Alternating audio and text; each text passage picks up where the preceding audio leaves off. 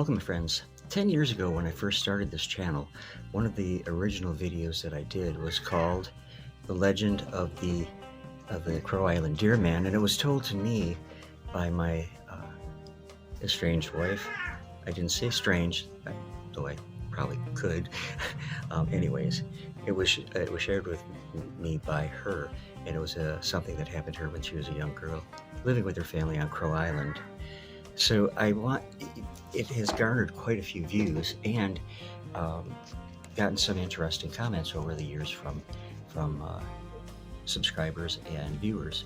And I want to share just a couple of those comments with you, because three of them are personal incidents that happened to these viewers, and the fourth gives a possible explanation for it, although I prefer the paranormal explanation for it because my cat Tommy, or Foxy. Anyways, the first one I'm going to share with you, I just received on the 6th of this month, November 2023, and it's from Lelila, which is really kind of an interesting name. I don't think I've ever heard that before. And anyways, Lelila wrote, "This is an interesting story. I saw something once around 2008-2009 I can only explain as being a Deerman or a Wendigo. But it was wading through the opposite shore waters of the Tittabawassee River one night. And upon seeing it, I experienced the most terror I've ever felt before that and since then.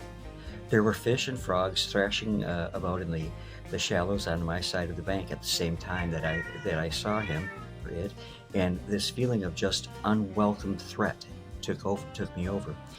I was stone cold sober and in my 30s at the time, and if you know your history of this area, which is here in the Saginaw area, it was near Paynesville, where Paynesville used to be close to where the ancient burial mound was, and near the brickyard. And there was a lot of land being torn up there at the time, and I tend to think it was acting as a guardian spirit. It sounds bloody crazy, but I just can't explain it." An interesting first-hand account. Now, the next one I received in 2019, and it was from a subscriber who goes by the name of @Dragonfire-XI9DC. And @Dragonfire wrote, "I saw a spirit like that last night. Had these massive antlers that were sharp as hell. The head, neck, and shoulders were deer, and the rest of the body was human-like, only with skin being that of a deer. This thing was so muscular, powerful, and it seemed like it was ready to kick someone's ass. The closest thing I could connect it to was a Cernunnos in Celtic mythology. He never hurt or did anything, but got the impression that it wasn't the same entity, only a being similar to the Cernunnos, like a guardian." And it's interesting that he compared it to a guardian, as did that the first comment I just read to you a moment ago. The next one is also from 2019, and it's from Mr. Winston A. Bailey. And Mr. Bailey had this to say: "I saw something with a friend in the nature center in Midland, Michigan. We both saw it and thought it was a deer laying down watching us. I sent my friend to try and get a closer look." I can picture this happening to Gil and I when we're out, because I would send him and he would go. And while he did that, I kept it in my line of vision. This thing stood up and walked away, but it had no hindquarters, just two legs. And as it stood up, it turned its head so that it could watch as it walked away. And it looked like a man with a deer's head looking over his shoulder."